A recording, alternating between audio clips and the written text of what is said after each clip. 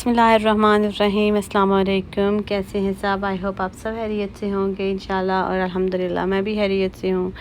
और आज मैं बहुत दिनों बाद फिर सुबह कहीं जा रही हूँ। सुबह जब गाड़ी में बैठती हूँ तो मुझे ऐसा लगता है बच्चों को स्कूल छोड़ने जा रही हूँ, क्योंकि अराउंड अबाउट वही टाइम होता है। और अब वो दिन भी करीब आ ही रहे हैं जब सुबह सुबह उठ के बच्चों को स्कूल भेजना पड़ेगा। हकीकत में मैं उन दिनों का इंतज़ार कर रही हूँ। मुझे अपनी वापस उस रेगुलर रूटीन में जाने का जो है बहुत इंतज़ार है। और इतना दिन प्रोडक्टिव भी गुजरता था, बच्चे सुबह स्कूल गए, घर आके सारे काम किए। अब तो सारा दिन भी काम करते रहें तो ऐसे ही लगता है कि जैसे काम किया ही कोई नहीं और काम ख़त्म ही नहीं होते। जी, तो आज सुबह हम लोग जा रहे हैं। 7:30 का टाइम था हमारा हॉस्पिटल का। मेरे बेटे का डेंटल प्रोसीजर है जो कि हम लोगों ने क्लिनिक में नहीं करवाया, कि हॉस्पिटल में करवा रहे हैं।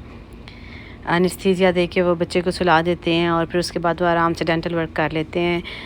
जबकि अगर क्लिनिक में करवाते तो फिर उन्होंने मेडिसन देनी थी। मेडिसन के बाद 45 मिनट्स वेट करते हैं जिससे बच्चा सो जाता है। फिर वो उसको लेके जाते हैं अपने प्रोसीजर वाले रूम में, वहाँ पे गैस वगैरह दे के, तो फिर जो है उसके बाद बच्चे का सारा डेंटल प्रोसीजर करते हैं।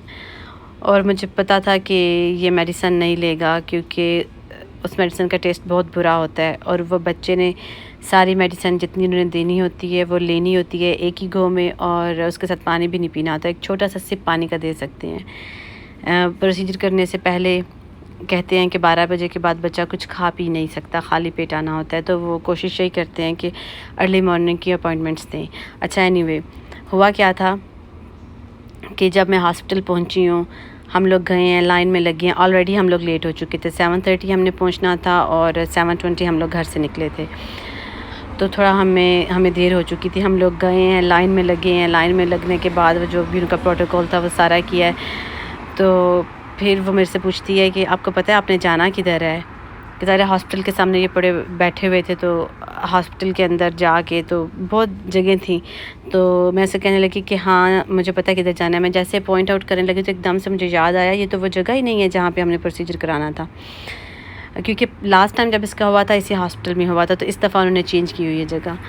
फिर वहाँ से मुझे हंसी भी इतनी आई कि हम लोग फ़ीवर भी चेक करा चुके थे और टैग्स वगैरह भी लगवा चुके थे। फिर मैंने उससे कहा कि नहीं, ये वो जगह नहीं है, मैंने दूसरी बिल्डिंग में जाना था। फिर हम लोग वहाँ से निकले और फिर हम लोग दूसरी बिल्डिंग में गए। वो उर्दू का मुहावरा है ना, गंजे के सर पे ओले पड़े, कुछ ऐसा ही हमारे साथ भी हो रहा था। अभी मैं आपको पूरी स्टोरी सुनाती हूँ। हम ऑलरेडी लेट हो चुके थे। 7:30 हमारा चेक इन टाइम था। मुझे याद आ गया कि फ़ोन पर उन्होंने मुझे बताया था जब, तो उन्होंने ये कहा था कि सर्जरी वाली एंट्रेंस से आपने, बार बार उन्होंने मुझे कहा। हम लोग उस एंट्रेंस से गए तो वो एंट्रेंस भी बंद थी। वहाँ पे लिखा हुआ था कि ये डोर क्लोज्ड है, आप दूसरा डोर यूज़ करें। ये भी नहीं लिखा हुआ था कि दूसरा कौन सा डोर यूज़ करें। या वहाँ पे 2 साइड बाय साइड डोर थे, लाइक थोड़े से फासले पे। वहाँ गए, वो भी बंद था। फिर हम लोग वापस गाड़ी में आए, फिर हॉस्पिटल के फ्रंट साइड पे आए और फिर वहाँ से हम लोग अंदर एंटर हुए। मुझे हंसी भी आ रही थी और मैं थोड़ी सी एंक्शस भी हो रही थी कि प्रोसीजर की वजह से भी ये भी था कि लेट हो रही हूँ, लेकिन अल्हम्दुलिल्लाह सारा ठीक हो गया था। डेंटल ऑफिस वालों ने हमें कहा हुआ था कि 2 लोग आएँ, एक ड्राइवर होगा और एक साथ एक्स्ट्रा जो भी पैसेंजर या एक एक्स्ट्रा बंदा होगा, जो कि जब वापसी पे बच्चा अंडर एनेस्थीसिया होता है तो वो वॉमिट कर देता है या कुछ भी, तो उसकी टेक केयर करने के लिए गाड़ी में एक बंदा होना चाहिए, या आपके साथ 2 बंदे हॉस्पिटल में अलाउ हैं। तो फिर मेरी कज़न मेरे साथ गई थी, लेकिन हॉस्पिटल वालों ने उन्हें अलाउ नहीं किया अंदर जाना। आजकल ये कह रहे हैं कि सिर्फ जिसकी सर्जरी है एक वो, और उसके साथ पेशेंट के साथ एक और बंदा जा सकता है। तो फिर मैं उसके साथ गई। पहले हम लोगों ने वेटिंग रूम में वेट किया, यहाँ पे हम लोग ने वेट किया था। उसके बाद वो हमें ले गए थे, अंदर ले गए थे, और काफ़ी देर 7:30 हमारा चेक इन टाइम था और हम लोगों ने लाइक 7:50 जो है वो चेक इन किया था। तो और सर्जरी टाइम 9 o'clock था, लेकिन 10:30 वो उसको लेके गए हैं। जब वो उसको अंदर ले गए तो मैं वापस बाहर आके वेटिंग रूम में वेट करना शुरू हो गई थी। वो एक पेपर देते हैं जिसके ऊपर नंबर लिखा हुआ होता है, और ये जो टीवी लगा हुआ है जिसके ऊपर कलरफुल सी स्ट्रिप्स नज़र आ रही हैं, यहाँ से सारी पेशेंट की जो है प्रोग्रेस पता चलती रहती है। एक तो पेशेंट प्राइवेसी भी हो, जिसकी वजह से वो नाम डिस्प्ले नहीं करते स्क्रीन पे, और नंबर के थ्रू ही आपको प्रोग्रेस का पता चलता रहता है कि हमारे अभी रिकवरी में है हमारा पेशेंट, या अभी उसकी सर्जरी हो रही है या अभी होने वाली है। यहाँ से सब पता चलता रहता है। विदिन 15 मिनट वो डन हो गया था, उसको ले आए थे और अल्हम्दुलिल्लाह उसका काम होने वाला था जो वो सारा ठीक हो गया था। और घर आके भी उसको वॉमिट वगैरह आई थी, लेकिन वो नॉर्मल था कि एनेस्थीसिया के बाद जो है उन्होंने कहा था कि आएगी। बुखार नहीं हुआ अल्हम्दुलिल्लाह, बुखार का भी कहा था, बुखार नहीं हुआ और बाकी भी कुछ ऐसा नहीं था। बस थोड़ी देर बाद ही वो नॉर्मली 2-3 घंटों बाद ही जब वो वेयर ऑफ हुआ है उसका सारा ही मेडिसन, तो वो फिर ठीक हो गया था। और मैं फिर वही घर के कामों में लग गई। यहाँ पे मुझे खीरे इतने प्यारे लगे हुए थे, 2 लगे हुए थे, तो एक खीरा उतारा और दूसरे का मैंने वेट किया कि जब वो बड़ा हो जाएगा फिर उतारूँगी। और सुबहान अल्लाह, इतनी सूखी सी बेल पे भी अल्लाह ताला ने इस पे जो है फल दिया हुआ है।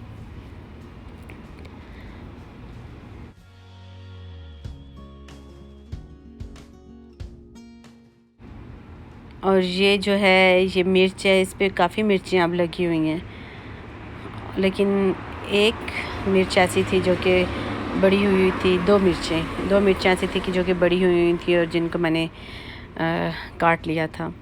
इतनी खुशी होती है घर में जो लगे हुए पौधे होते हैं उनके ऊपर से मिर्चें उतारो या टमाटर उतारो, और उनकी टेक केयर करना भी बिल्कुल ऐसे ही होता है। मुझे ऐसे फ़ील होता है कि जैसे वो बच्चे हैं, तो उनको जिस तरह बच्चों की माइलस्टोन्स देख के हम लोग खुश होते हैं, मुझे तो पौधों को भी देख के इस तरह खुशी होती है कि अब बड़े हो रहे हैं, अब इस पे भूरा आ रहा है और अब इस पे फूल बन गए हैं और अब इस पे ये मिर्चें लगी हैं, ये जो चीज़ भी लगने वाली होती है। काफ़ी मिर्चें और भी लगी हुई हैं, लेकिन वो छोटी थी तो वो फिर मैंने उतारी नहीं है।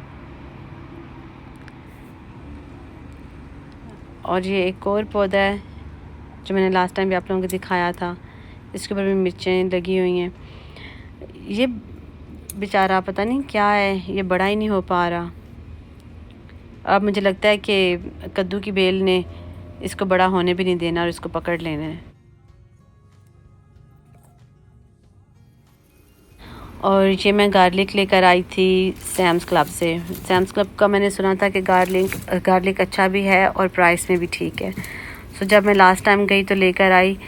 जब भी मैंने इसको यूज़ किया, जितने भी मैंने इसके बल्ब खोले, सब में फंगस लगी होती है। तो फिर आज सोचा मैंने कि आज सारे कुछ छील के तो फ्रीज़ कर देती हूँ, बजाय ये कि वो और ख़राब हों। और मज़े की बात ये है कि इनमें से शायद 2 या 3 जवे ख़राब निकले हैं पूरे इतने ज़्यादा बल्ब्स में से, बाकी सब ठीक है। और अब असर का टाइम हो गया था और मुझे अपने बड़े बेटे को लेके जाना था मार्शल आर्ट्स। उसका आज टेस्ट था, वो बहुत नर्वस हो रहा था। उस टेस्ट है कि नेक्स्ट बेल्ट उसको मिलनी थी, तो वो बहुत नर्वस हो रहा कि पता नहीं मुझे फॉर्म्स और टेक्निक्स याद रहती हैं या नहीं, क्योंकि वो पिछले वीक गया नहीं था, उसकी तबीयत ठीक नहीं थी, उसने 2 क्लासेस मिस की थी। सो इसलिए ऐसे लग रहा था कि शायद मैं भूल चुका हूँ। वैसे भी टेस्ट से पहले तो सारे नर्वस हो जाते हैं। तो बस यहाँ पे हम रास्ते में जाते हुए माँ बेटा ज़रा हार्ट टू हार्ट कर रहे थे, और ये भी कि हम लोग भूल चुके थे उसका आज टेस्ट है। हमने टेस्ट के लिए रजिस्टर भी नहीं किया था, लास्ट मिनट पे हम लोग टेस्ट के लिए रजिस्टर कर रहे थे, जिसके लिए कि हम लोगों ने फिर लेट फ़ी पे की थी। तो मैं उसके साथ गई थी, उससे रास्ते में समझाती गई थी कि बेटा ये तो इस तरह की चीज़ें होती हैं, इन पे आपको काम रहना चाहिए, इसी तरह तो आप ज़िंदगी में लेसन लर्न करते हैं। तो थोड़ा सा जो है उसका ध्यान बट गया था। जब मैं गई हूँ टेस्ट करा अंदर उसके साथ गई हूँ, मैंने उसका फॉर्म फिलअप करना था।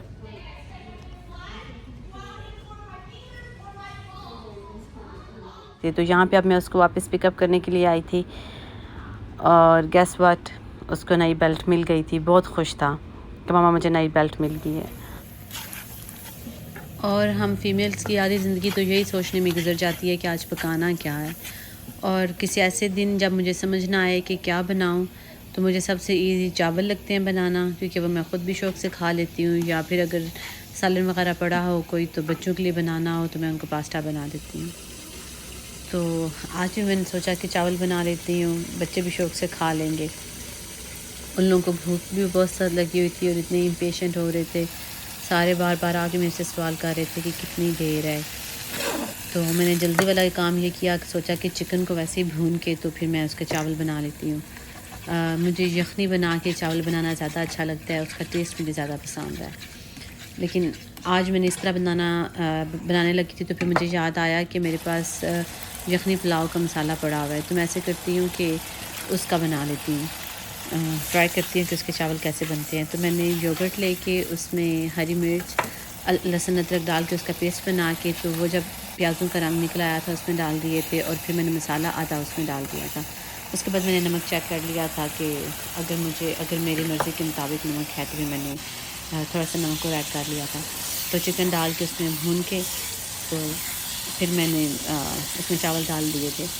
चिकन को बहुत ज़्यादा मुझे भूनना पड़ा था, और जहाँ तक तो सब ठीक था। देखने में भी चावल बड़े अच्छे लग रहे थे, टेस्ट में भी चावल बहुत अच्छे थे, लेकिन चावलों का मज़ा नहीं आया मुझे। वो जो चिकन पुलाव का मज़ा होता है ना एक अपना, वो बिल्कुल भी नहीं था। लेकिन बच्चों ने खा लिए थे, वो लोग खुश हो गए थे। अब जो मेरे पास मैंने आधा पैकेट यूज़ किया था, लजीज़ा के पैकेट में से 2 पैकेट्स निकलते हैं। अब मैं सोच रही हूँ कि जो बड़ा हुआ है, जब मैंने नेक्स्ट टाइम उसको ट्राई करना है तो मैं उसकी यखनी बना के ट्राई करूँगी।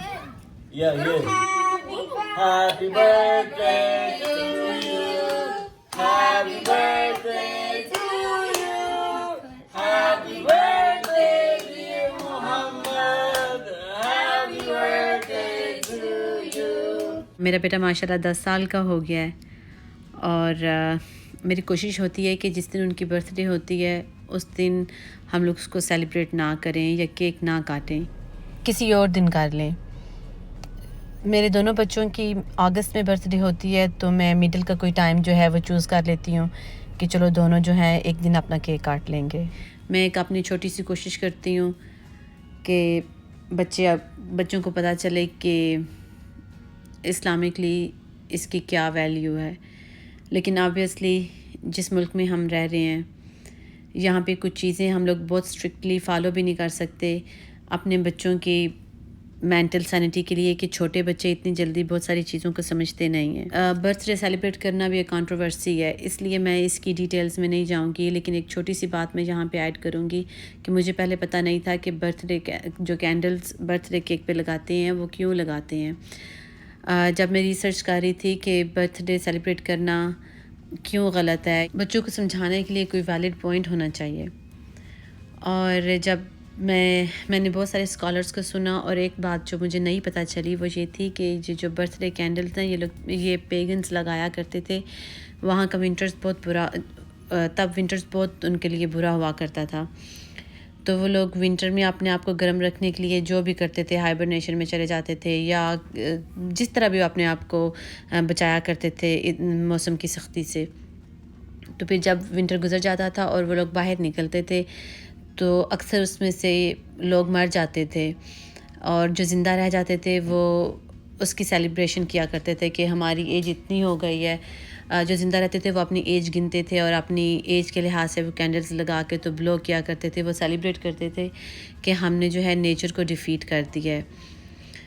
तो अब जो है जब मुझे पता चला तो फिर मैं कैंडल्स बिल्कुल भी नहीं जलाऊंगी। वैसे भी अब तो मुझे नहीं लगता कि कोरोना से लोग इतने डर गए हुए हैं कि कोई कैंडल्स जो है केक पे लगे और उसको ब्लो करने के बाद कोई केक खाना भी चाहेगा। तो ये बस एक छोटी सी बात है कि जो मेरे दिल को लगी है और मेक सेंस भी की है, तो मैंने सोचा कि आप लोगों के साथ भी शेयर कर दूँ। अगर किसी को मेरी बात अच्छी नहीं लगी तो प्लीज़ इसको इग्नोर करें। अगर किसी को क्वेश्चन है कि ये मैंने कहाँ सुने या कहाँ से पढ़ा है, तो प्लीज़ आप अपनी रिसर्च खुद कर लें, आपको भी जवाब मिल जाएगा।